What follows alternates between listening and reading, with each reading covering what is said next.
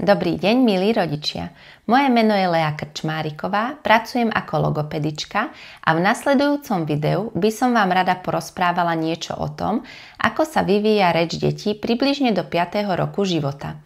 Zameriame sa na jednotlivé jazykové roviny, prejdeme si, čo by mali vaše deti v danom veku ovládať a takisto, ako im v tom môžeme pomôcť. Ukážem vám, na čo konkrétne sa zamerať a kedy vyhľadať odbornú pomoc. Na začiatok ale veľmi stručne vysvetlím niekoľko teoretických pojmov a potom už ideme na to. Ako prvé by sme si mohli povedať, čo to vlastne vývin reči je.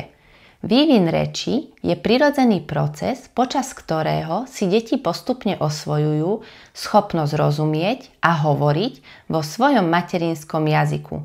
Tento proces osvojovania v sebe zahŕňa viacero oblastí, odborne nazývaných jazykové roviny. Teraz si podrobnejšie povieme, aké jazykové roviny si u detí treba všímať a čo vlastne jednotlivé jazykové roviny v sebe obsahujú. Prvá jazyková rovina je foneticko-fonologická rovina. Táto sa týka správnej výslovnosti a tvorby hlások. To znamená, či vie dieťa vysloviť s, z alebo l. Takisto v sebe zahŕňa schopnosť dieťaťa rozlíšiť, v akom poradí sa nachádzajú hlásky v slove. Nepomýli si slovo ruka a kura, aj keď sú v ňom rovnaké hlásky. Od tejto jazykovej roviny teda závisí, ako a či vášmu dieťaťu rozumiete, čo vám chce povedať. Veľmi skrátene by sme mohli teda povedať, že keď budeme ďalej hovoriť o foneticko-fonologickej rovine, budem hovoriť o zrozumiteľnosti reči, o tom, ako dieťa vyslovuje. Druhá, lexikálno-semantická jazyková rovina v sebe zahŕňa slovnú zásobu, čo všetko dieťa pozná a vie pomenovať. To znamená, že všetky slová, ktoré dieťa hovorí, sú obsahom tejto roviny. A takisto aj slová, ktoré nehovorí, ale rozumie im, sú obsahom tejto jazykovej roviny ako tzv. Pasívna slovná zásoba. Keď budem teda ďalej spomínať lexikálno-semantickú jazykovú rovinu, hovorím vlastne o slovách, ktoré deti rozumejú a ktoré používajú. Tretia je morfologicko-syntaktická jazyková rovina a je vlastne o gramatickej správnosti reči. Zaoberá sa tým, ako dieťa skladá slová do vied, ako používa tvary slov, pády, množné číslo. Napríklad, či dieťa vo vete použilo správny slovosled alebo správny tvar slova. Keď budem neskôr hovoriť o morfologicko-syntaktickej jazykovej rovine, môžeme si jednoducho predstaviť gramatiku, ktorú sme sa učili na základnej škole. Posledná, pragmatická jazyková rovina sa týka používania jazyka v kontexte konkrétnej situácie. Patrí sem napríklad schopnosť dieťaťa viesť rozhovor, počkať, kým druhý dohovorí, vhodne prispôsobiť reč situácii alebo tomu, s kým hovoríme. Inak sa dieťa bude rozprávať s kamarátom, inak s dospelým. Pragmatická rovina je často narušená pri deťoch na škále autistického spektra s Aspergerovým syndrómom, ale takisto aj pri našich deťoch s vývinovými jazykovými poruchami. Tieto 4 jazykové roviny sú navzájom prepojené. Ak niektorá z nich nie je dostatočne rozvinutá, môže to ovplyvniť aj ostatné jazykové roviny. Napríklad slabá slovná zásoba môže brzdiť tvorbu vied. Preto je dôležité sledovať u dieťaťa všetky jazykové roviny a v prípade potreby vyhľadať odbornú pomoc. Teoretické vysvetlenie máme za sebou. Poďme sa teraz pozrieť na to, ako sa jednotlivé jazykové roviny vyvíjajú s vekom dieťaťa. Keď sa dieťatko narodí, komunikuje s nami plačom, nevie ešte inak dať najavo svoje potreby. Postupne, v prvých 3 mesiacoch života, začína vydávať aj rôzne reflexné zvuky, ako mrnčanie, zvuky podobné našim samohláskam a takisto si začína všímať tvár hovoriaceho a nadväzovať očný kontakt. Očný kontakt je súčasť pragmatickej jazykovej roviny a je veľmi dôležité pri vývine reči rozvíjať ho už v 1. roku života. Dôležitý milník v 1. roku života je 8. mesiac, kedy by sa u detí z nezámernej komunikácie mala stať zámerná. To znamená, že dieťa už chce svojou komunikáciou ovplyvňovať okolie vedome. V tomto období deti začínajú používať prvé gestá a takisto začínajú viac rozumieť slovám, čím naberajú tzv. Pasívnu slovnú zásobu. Napríklad nevedia ešte povedať slovo mama, ale keď sa opýtame, kde je mama, spozornejú alebo ju dokonca začnú vyhľadávať očami. Neskôr, tesne pred 1. rokom života, môžeme vidieť, že deti sa pokúšajú napodobňovať a opakovať po nás slová, ktoré sa ešte nemusia podobať na naše dospelácké slová. Dôležité je, že to chcú skúšať a že majú o komunikáciu záujem. V tomto období dieťa v žiadnom prípade neupozorňujeme na správnu výslovnosť. Ak na loptu povie opa, potešíme sa a povieme áno, lopta. Tým mu dáme najavo, že mu rozumieme a zároveň poskytneme správny rečový vzor. V období do 1 roka sú vo vývine najmä pragmatická jazyková rovina a teda v nej by sme si mali všímať, či dieťa má záujem o komunikáciu, či udržiava s nami očný kontakt, či chce byť s nami v interakcii alebo teda v hre. Ďalej je dôležitá slovná zásoba, pretože dieťa sa začína učiť rozumieť prvým slovám a má prvé pokusy o vyslovenie týchto slov. Takisto sa tvorí základ pre výslovnosť a gramatiku a dieťa je vlastne v kontakte s materinským jazykom. Napočúva si zvuky materinského jazyka a takisto počúva tvary slov. Zatiaľ však tieto dve jazykové roviny nie sú prioritné a nemusíme im venovať takú pozornosť. To, čomu by sme mali venovať pozornosť do 1 roka, je, či dieťa s nami udržiava očný kontakt, keď napríklad od nás niečo chce, či reaguje na svoje meno otočením, či s nami chce tráviť čas pri hre, alebo skôr odchádza, keď sa chceme zapojiť, či používa nejakú neverbálnu komunikáciu, teda gestá, ako napríklad podanie predmetu alebo podanie hračky, ukázanie prstom na predmet alebo na osobu, naťahovanie za hračkou, či dieťa rozumie jednoduchým slovám a inštrukciám. Pokiaľ vaše dieťa v roku ešte nerobí veci, o ktorých som hovorila, určite je na mieste konzultácia s odborníkom. To, čo vy ako rodičia môžete najviac urobiť v tomto období, je používať komunikačné stratégie, výborne opísané v knihe o detskej reči, ktorá je voľne dostupná na internete. Okrem toho sa môžeme hrať s dieťaťom jednoduché hry na podporu spoločnej aktivity. Ide o aktivity, ktoré sú pre deti zábavné, ale zároveň nás dieťa pri nich potrebuje. Napríklad hojdanie na hojdačke, vyhadzovanie dieťaťa nad hlavu, točenie dieťaťa na rukách, na stoličke alebo fúkanie bublín. Takisto existujú aktivity na trénovanie očného kontaktu. S dieťaťom môžeme hrať hru na schovávačku, klasicky aj zakryť tvár rukami, následne povedať kukuk. Keď od nás naše dieťatko niečo chce, môžeme vždy počkať, kým sa na nás pozrie alebo sa nám pozrie do očí a až potom mu predmet podať, aby si spojilo to, že keď sa na nás pozrie, dostane čo si želá. Ak to nejde, môžeme ešte skúsiť priložiť vec, ktorú dieťa chce k našej tvári alebo na čelo, aby malo vlastne bližšie naše oči a keď sa bude pozerať na predmet, aspoň na chvíľku tým docielime pohľad aj do očí. Keď dieťa dosiahne 1. rok, začína byť viac verbálne a pozornosť sa zameriava na komunikáciu prvými slovami. Dôležité je spomenúť, že porozumenie reči predbieha používanie reči. Preto je v tomto období typické, že dieťa vie vybrať napríklad papagája spomedzi viacerých obrázkov alebo hračiek, ale slovo papagáj ešte nepoužíva vo svojej reči. V tomto období dieťa tvorí len jednoduché zvuky či slová z jednoduchých hlások. Často sú tam hlásky b ako bába, bum, bác, m, mama, t, tata, toto. Vydáva aj rôzne zvuky pri hre, bľabotanie alebo rôzne slabiky. Ročné dieťa, ako som už spomínala, v žiadnom prípade neupozorňujeme na správnu výslovnosť, len mu potvrdíme, že rozumieme a ukážeme správny rečový vzor. V gramatike ešte môže používať slová v neurčitku, ešte nemusí vôbec skloňovať slová.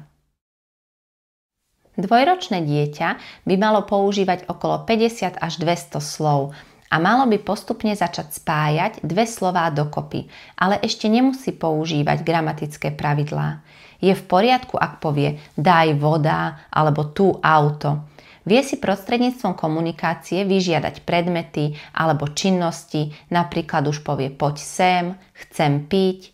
Pokiaľ dieťa v 2. roku ešte stále nerozumie, napríklad tak, že nevie vybrať psíka z 2 obrázkov zvierat, alebo nesplní jednoduché inštrukcie, sadni si, ruky hore, nereaguje na meno, neukazuje prstom, alebo neudržiava s nami očný kontakt a nekomunikuje verbálne aspoň 50 slovami, je na mieste navštíviť logopéda.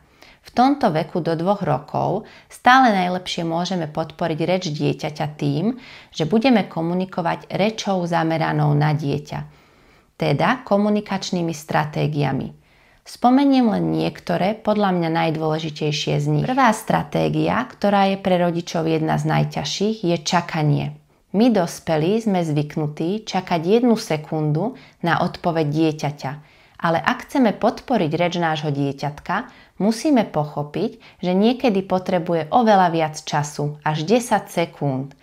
Skúste si v duchu narátať do 10 a je to pre nás dospelých naozaj veľmi dlhý čas na čakanie. Ak sa naučíme ale používať túto stratégiu, učíme dieťa aj seba trpezlivosti a naozaj sa veľakrát aj mne v ambulancii stane, že dieťa nakoniec to dané slovo povie.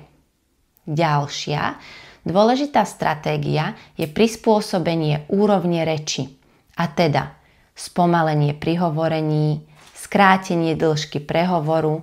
Naša reč by mala byť vždy len krok pred úrovňou reči dieťaťa.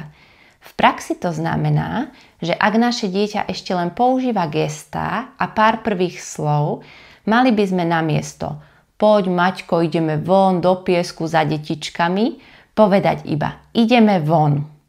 Posledná stratégia, ktorú rodičia podceňujú, sú gestá.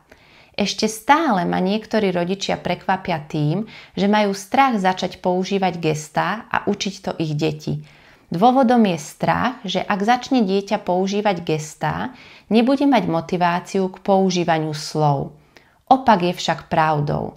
Gestá sú jedným zo základných prediktorov používania slov, pretože vývinovo vlastne predchádzajú prvým slovám a tak určite a vždy napomáhajú prechodu k verbálnej komunikácii. 3-ročné dieťa by malo mať slovnú zásobu už okolo 1000 slov. V tomto veku nastáva obdobie búrlivého rozvoja slov. Keďže slov, ktoré dieťa používa, pribúda, začína byť potrebné ukladať si tieto slová do svojho mentálneho lexikónu po kategóriách. Predstavte si to tak, ako by v mozgu dieťaťa bolo veľa malých škatuliek a deti by si do nich ukladali slová. Oblečenie do jednej škatulky, dopravné prostriedky do druhej, ovocie do tretej a tak ďalej. Takáto kategorizácia je veľmi dôležitá, najmä preto, aby vedeli slovo rýchlejšie vyhľadať a povedať. Takisto je potrebné, aby dieťa vedelo vymenovať v tomto veku aspoň pár, 2-3 slová z jednotlivých kategórií. Takže keď sa spýtate 3-ročného dieťaťa, či vie povedať, čo si môžeme obliekať, malo by vedieť povedať aspoň nejaké kusy oblečenia. Dieťa v 3 rokoch rozumie a vie odpovedať na otázky kto, čo robí, čo. To znamená, že ak mu ukážete obrázok, na ktorom mama varí polievku, malo by vedieť odpovedať na otázku kto varí, mama, čo robí, varí, čo varí, polievku. Aj gramatika sa v 3 rokoch už začína viacej rozvíjať. Deti by mali postupne tvoriť trojslovné vety, ako mama ide von, babka pečie koláč. Gramatika ešte nemusí byť úplne správna, ale vety už dávajú zmysel a jednoduché pravidlá ako napríklad akuzatív už 3-ročné deti začínajú používať. Napríklad dieťa povie vidím mačku, nie vidím mačka. Výslovnosť by už mala byť zrozumiteľnejšia. Dieťa začína používať viac hlások správne. Postupne do 4 rokov by malo správne hovoriť všetky spoluhlásky, okrem sikaviek SZC, ŠŽČ a hlások L a R. Pri používaní reči sa čoraz viac zapája do rozhovoru, odpoveda na otázky, kladie otázky a dokáže povedať, čo potrebuje alebo čo chce. Pokiaľ má vaše dieťa 3 roky a máte pocit, že ešte neovláda tieto veci, môžete skúsiť trénovať niektoré oblasti doma. Slovnú zásobu najlepšie prostredníctvom triedenia zvieratiek podľa toho, kde bývajú. Tým sa deti učia zaraďovanie do jednotlivých kategórií. Alebo môžete pridať vec, ktorá do danej kategórie nepatrí a dieťa ju má nájsť. Napríklad máte postavičky lesných zvieratiek a pridáte k nim autíčko. A vaše dieťa má určiť, čo tam nepatrí a skúsiť vysvetliť prečo.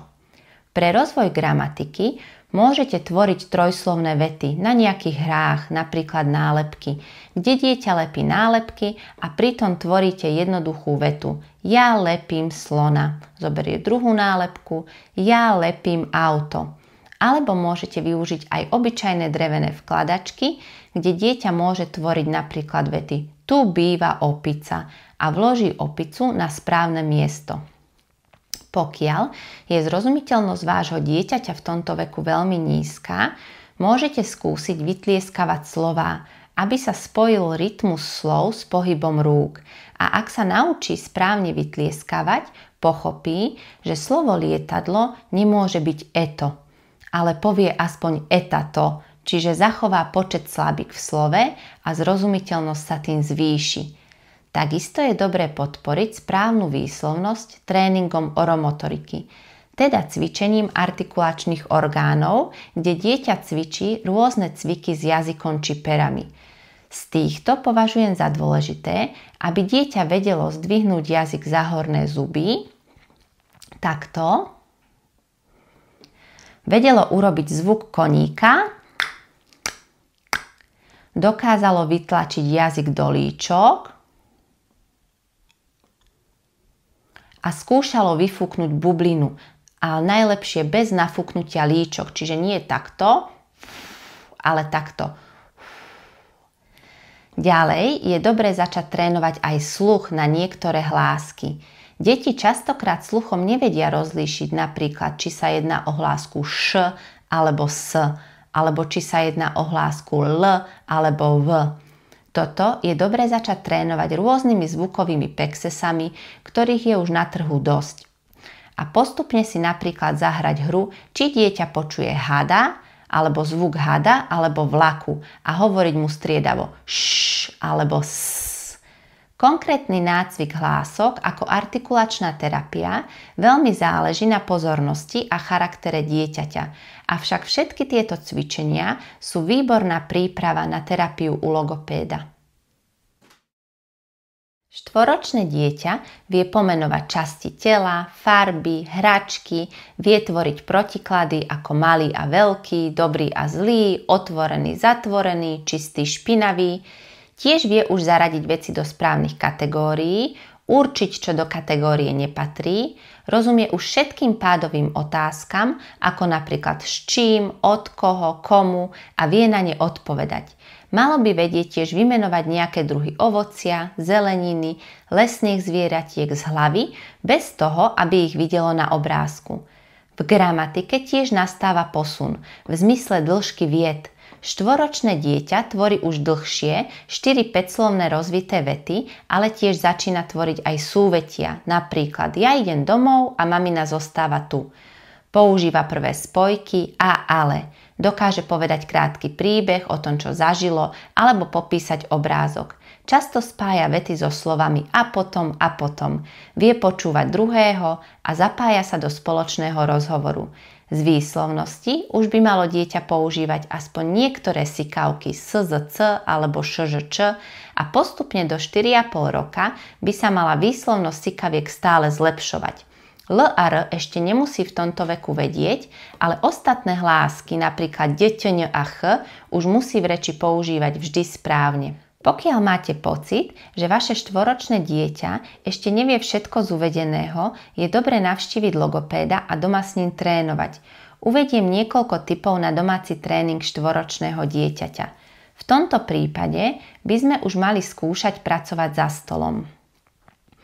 Lepšie ako upozorňovať v reči na správnu gramatiku je natrénovať konkrétne gramatické pravidlo pri nejakej hre. Keď sa dieťa v reči pomýli a povie napríklad papať dám mačku a my ho opravíme a povieme mačke, dieťa sa síce opraví, ale je to len jedno slovo. Pri tréningu môžeme skúšať, v tomto prípade konkrétne datív, a krmiť viacero zvierat, aby dieťa počulo správnu koncovku na viacerých slovách. Treba si nájsť aktivitu, kde sa dá trénovať konkrétne gramatické pravidlo. Napríklad pri akuzatíve hrávam s deťmi pexeso a tvoríme vety. Vyberám si mačku, vyberám si koníka, vyberám si kačku alebo vyberám si psa. Zvolím pexeso na začiatku buď iba so ženským rodom, kde končia slová na U, alebo pomiešam všetky rody, ak to dieťa zvládne. Treba to opakovať viackrát po sebe, kým dieťa nebude správne tvoriť akuzatív v tomto danom pexese. Častokrát sa stane, že dieťa získa jazykový cit na toto gramatické pravidlo, v tomto prípade akuzatív, a potom ho vie použiť aj na slovách, ktoré sa netrénovali, čiže ho dokáže zovšeobecniť. Úlohy zo slovnej zásoby sú rovnaké ako v 3 rokoch, kde sme zaraďovali slová do kategórií, možno len dieťaťu dávať ťažšie slová, napríklad vytriediť ovocie a zeleninu, alebo zimné a letné oblečenie, alebo zdravé a nezdravé jedlo. Takisto pri výbere slov, ktoré do kategórie nepatria, môžeme použiť náročnejšiu verziu, kedy už nedáme vybrať z ovce, krávy, sliepky a auta, ale napríklad zaradíme dieťaťu k lesným zvieratkám jedno domáce a bude musieť vybrať zo 4 zvierat, čo tam nepatrí, alebo k dopravným prostriedkom, ktoré budú mať všetky kolesá, pridáme loď. Pokiaľ dieťa nevie ešte správne vyslovovať hlásky, okrem L a R, a sykavky nezačalo vôbec tvoriť, je potrebné navštíviť odborníka. V 4 rokoch už sa s dieťaťom trénuje artikulácia priamo, vyvodzovaním jednotlivých hlások. Z vlastných skúseností neodporúčam vyvodzovať hlásky doma, pretože pri nesprávnom naučení je pre logopéda oveľa ťažšie preučiť dieťa danú hlásku, ako naučiť ju, ak ju vôbec nepoužíva. Kým dostanete termín k logopédovi, určite je vhodné robiť prípravné cvičenia ako oromotorika alebo tréning sluchu, ktorý som spomínala už pri 3-ročných deťoch. Pokiaľ deti dané hlásky vedia a máte potvrdené, že ich tvoria správne, ale nie vždy ich vo svojej reči používajú, vtedy môžete zvoliť fixovanie daných hlások. Spravidla sa začínajú hlásky fixovať v slovách na začiatku, potom v strede a na konci. Neskôr môžeme natrénovať hlásky vo vetách, kde si deti musia dávať pozor, aby sa sústredili na danú hlásku pri viacerých slovách za sebou. A nakoniec sa ešte trénujú príbehy a básne. Až potom môžeme od dieťaťa vyžadovať, že začne danú hlásku používať vo svojej reči.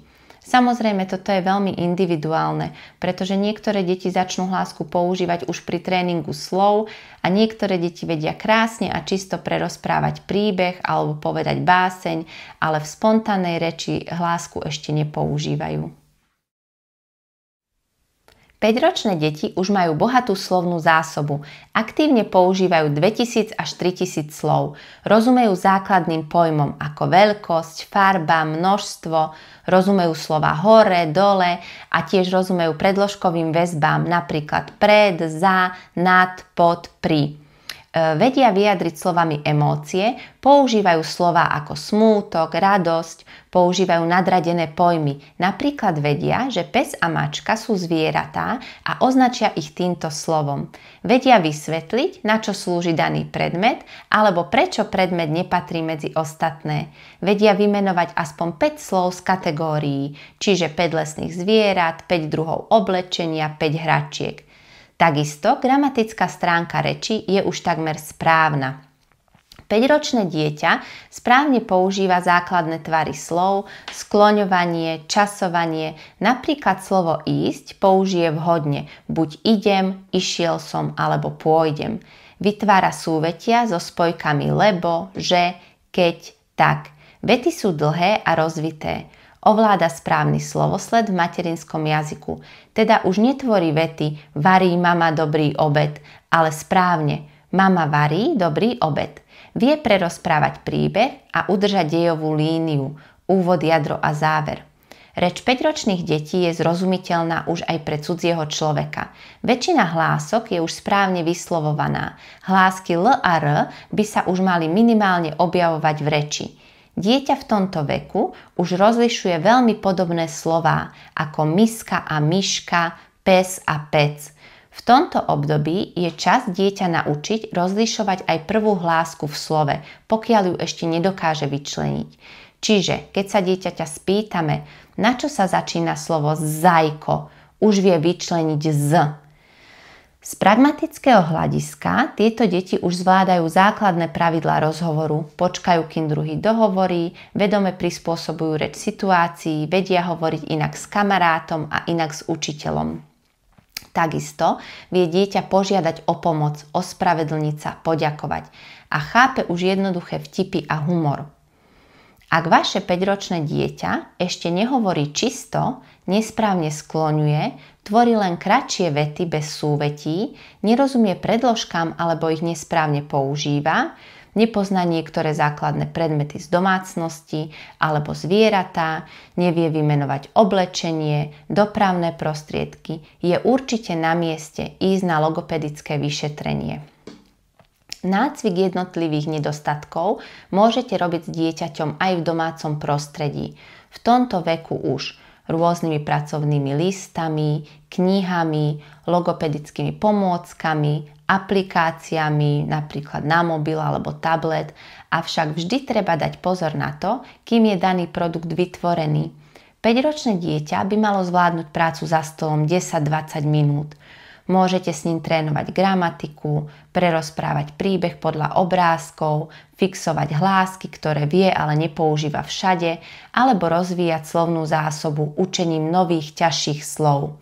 Napríklad v tomto veku už môžete začať hrať slovné hry ako hádaj na čo myslím, alebo nejaké vymenovávačky, napríklad vymenuj mi čo používame doma pri varení a rôzne iné. Na záver by som rada povedala, že vývin reči je u každého dieťaťa trochu iný. Je to prirodzený proces a každé dieťa má svoje vlastné tempo. Ak však máte obavy, určite sa poradte s odborníkom. Včasná pomoc veľmi uľahčí ďalší rozvoj vášho dieťaťa. Dôležité je, aby ste svoje dieťa podporovali vo vývine reči v každom veku. Veľa sa s ním rozprávali a vytvárali mu podnetné prostredie, dali mu čas na premyslenie a odpoveď. Všetky úlohy, ktoré som spomínala ako možnosť tréningu, nájdete aj v našom logopedickom programe Mama Tata Bác. Môžete v ňom s deťmi trénovať slovnú zásobu, porozumenie, gramatiku, fixovať správnu výslovnosť a takisto tam nájdete úlohy priamo pre predškolákov. Z mojej skúsenosti z ambulancie je to pre deti veľmi motivujúci spôsob rozvíjania reči. Keďže sa ale jedná o online program, je dôležité dbať na pravidlá screen time u detí. Viac informácií nájdete na našej webovej stránke. Ďakujem vám, že ste si našli čas vypočuť tieto informácie a prajem vám veľa krásnych rozhovorov s vašimi deťmi.